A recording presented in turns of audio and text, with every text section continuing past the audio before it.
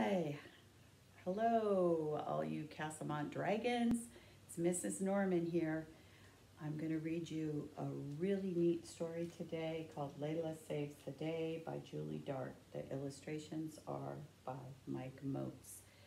This book is a really great story and it's special for a few reasons. Julie Dart has two grown children, one who's 25, her daughter Caitlin, and her son who's 22, John. They were actually students at Castlemont many years ago, and their hearts are still near and dear to our school. And in addition to that, a really special thing about this book is today we're all going through a very difficult time, and it's causing all of us to have to stay inside and stay at home. And we have lots of heroes out there, and they don't always wear capes. We have to thank our many heroes today, such as our nurses and doctors, the firefighters and police officers, all the EMT, and all of those grocery store and clerks in all the stores and the restaurants, and the delivery people that are helping us, and they are superheroes. Our hearts and thanks go out to them, and I would like to read this book in their honor. This book is dedicated to the superhero within all of us. There once was a little porcupine named Laila. Laila loved helping people. She often dreamt of doing amazing things, just like the superheroes she watched on television. There were a total of 3 superheroes in Laila's town. There was hair-raising Helen, who could rescue kittens that were trapped in tall trees. Hair-raising Helen would command her hair to rise and then reach the kittens by wrapping them within her hair and bringing them safely back to their owners. Then there was Stinky Feet Joe.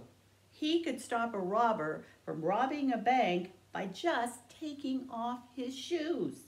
The smell would be so bad that the robbers wouldn't be able to take it, and they would immediately surrender. The last superhero was Lullaby Leon. All Leon needed to do was start singing one of his lullabies, and the hoodlum would fall fast asleep. One day, while Laila was watching the 5 o'clock news with her grandmother Teresa, she saw a special news report. Ladies and gentlemen, we come to you this evening with breaking news. Slim Shady O'Brien is back and has captured hair-raising Helen, Stinky Feet Joe, and Lullaby Leon. This team of crime fighters has been helping our city stay safe from any wrongdoing for decades. And now I fear for the worst, as Slim Shady O'Brien shows no signs of letting them go. Oh no, thought Laila. She looked over at her grandmother and said, "We have to do something, Grandma." "Oh dear, what can we do?" "Well, you always say that even small people can do big things, so we have to try to come up with something." "Oh dear," said her grandmother, "I suppose you are right. Let's at least go down to City Hall and see what we can do to help." Laila and her grandmother hopped on the first bus they saw and rode it to City Hall. There were people everywhere looking very concerned for the superhero's safety. Policemen and women had roped off the area so that no one could get close to the building. Slim Shady O'Brien was yelling out the window on the 2nd floor of City Hall. Now that I have captured all of the superheroes, you will all bow down to me. I am your new leader." "Boo!" the crowd shouted, but Slim Shady O'Brien only laughed. Ha ha ha. Laila wondered what she could do. Then she saw it. There in front of City Hall was a small hole near the front door where the mail person would leave the boxes. "Look, Grandma," she said, tugging at her grandmother's arm. "There is a hole. I can get in there." Oh no, sweetie. "I don't know if you can fit," said her grandmother. Please let me try. You always said that small people can do big things. Now it's my chance to prove it," exclaimed Laila. "Oh, yes, I did say that, didn't I? Okay, sweetie, you go and try your best. Be brave, sweetheart, and I will be here waiting for you when you come out. But please, be careful," pleaded Grandmother. "I will," Grandmother promised Laila. Laila was able to sneak past the crowd without being noticed. Then she hurried past the police men and women. She was near the hole now and quickly jumped through it. Laila remembered Slim Shady O'Brien had yelled from the window on the second floor earlier. That must be where he has Hair-Raising Helen, Stinky Feet Joe, and Lullaby Leon, she thought. As she climbed up the stairs, she heard Slim Shady O'Brien's voice. "I've got all of you trapped, and now I will rule the city forever." Ha ha ha.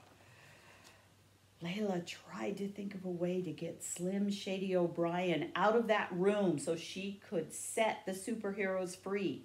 She noticed the fire alarm lever. She had seen this same fire alarm lever at her school, but was told never to touch it unless there was an emergency. Well, she thought, this is an emergency. So she took a deep breath, reached up on her tiptoes, and pulled down the lever as hard as she could. The alarm sounded throughout the building, and the water started pouring from the ceiling spigots. "Ugh!" yelled Slim Shady O'Brien. "What is happening?" He fled through the room and ran down the hall to try to turn off the alarm. Laila then ran as fast as she could into the room where the three superheroes were held. She noticed that they were tied up, and Lullaby Leon had a tape across his mouth. Laila first ran to Hair-Raising Helen to try to set her free. My name is Laila. I am here to help you."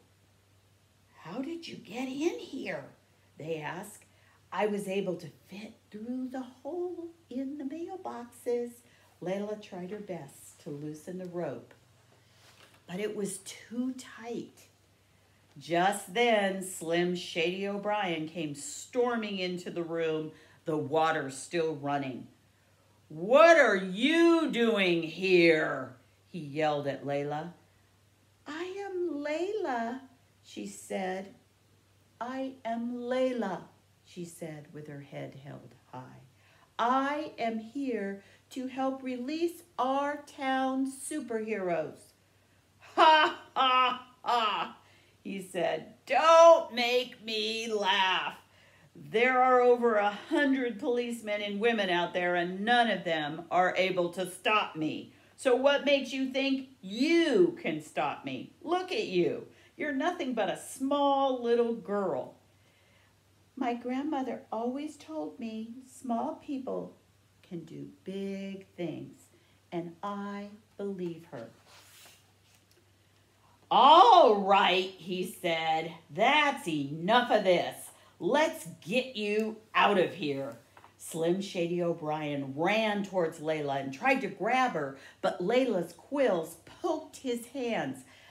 Ouch! He yelled. He took a deep breath and tried again, and Laila started to run with Slim Shady O'Brien chasing her. Round and round the room they went when suddenly Slim Shady O'Brien slipped on the wet floor and slid right for Laila. Laila turned her back to him and crouched down to brace herself for the hit. Yikes! Slim Shady O'Brien screamed. A yowza! What are those things?